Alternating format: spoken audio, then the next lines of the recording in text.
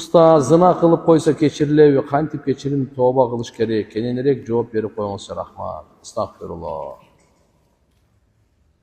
Toğandar, tövbanın kabul boluşluğuna 3 şart var.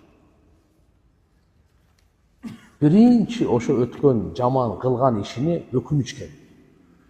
Puşayman.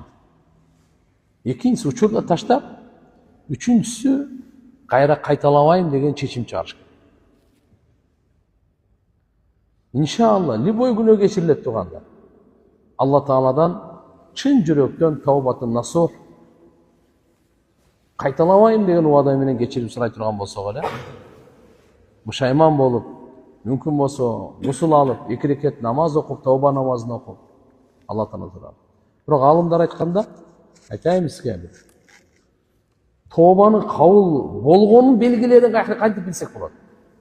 Мен товба кылдым. Кандай белгилери барса 4 белгиси бар. Биринчиси ушул кылган жаман ишине өкүнүү. Бекер ушуну кылдым, бекер ушунуга бардым, бекер ушу сөздү, бекер ушул жаман ишке бардым деп. Өкүнүү.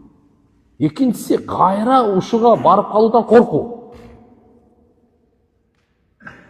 Üçüncüsü жаман достордон үзүлүү. Төртүнчүсү жакшы досторду тандоо. Чөйрөнү өзгөртүш керек да. Жаман досторду таштаган болсоңуз, жакшы, ыймандуу адамдарды, таква адамдарды тандаган болсоңуз, иншалла товбанын белгиси ушул дейт. Кабыл болгон белгиси ушул.